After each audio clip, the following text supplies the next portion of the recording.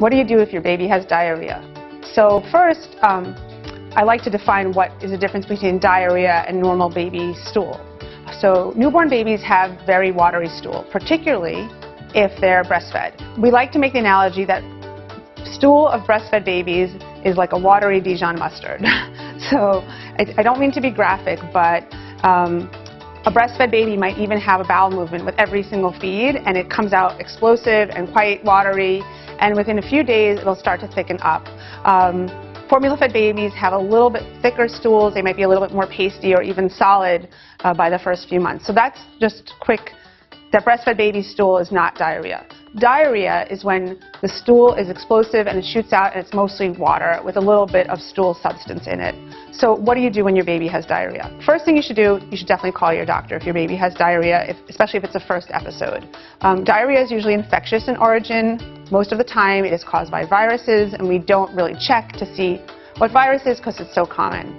If your baby has bloody diarrhea, or there's excessive mucus in the diarrhea, then you should let your doctor know, because that might be a sign of a bacterial or more serious infection. Another cause of bloody stool in babies particularly could be diarrhea, could be a cow's milk allergy, a cow's milk protein allergy, and that would be another reason to call your doctor. But of course, if you see blood in your baby's stool, you'll be calling your pediatrician anyway.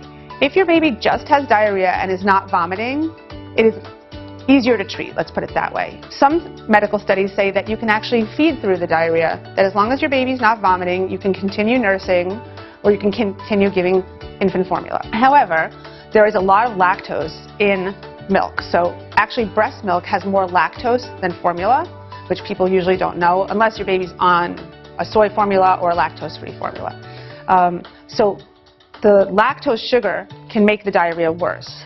Doctors recommend that you give your baby replacement fluids at home. So you don't need to run to the emergency room to get IV fluids if your baby's not vomiting, because your baby's able to take in fluids. So we recommend oral rehydration fluid. One common brand is called Pedialyte, but there are other brands on the market that you can choose. They're offered in most pharmacies and baby stores. Instead of giving your baby milk at that next feed, you can give the baby this rehydration fluid. We usually recommend starting with small amounts because you don't want your baby to vomit, 2 to 3 ounces every 2 to 3 hours. You want to ensure that your baby has good hydration, that your baby's making tears, urine, and has moist mucous membranes. When you look in their mouth, that their lips aren't dry or cracking, those would be signs of dehydration and a reason to call your doctor. If your baby is really hungry and wants to eat, and if your baby's already eating solids, you can give something called a brat diet, B-R-A-T. So it's bananas, rice, applesauce, tea, toast. Those are the simple things. Those are things that usually babies can tolerate, keep down. The bananas are nice because they help bind the stool and make a more firm stool. And the rice is good because it's starchy. One of the old family remedies is that you save the water that you boil the rice in, and you actually use that water. You put it in a baby bottle, and you could add a little bit of sugar to make it a little bit more tasty, and have your baby drink that. And that's a really starchy liquid that will help make more formed stools. And I also recommend that when a baby has diarrhea to give a probiotic. You can ask your doctor for several recommendations. There's many on the market for infants, and that helps to rebuild the baby's natural flora in the gut that had been killed by that virus, and it also helps to improve the sensitivity to the lactose.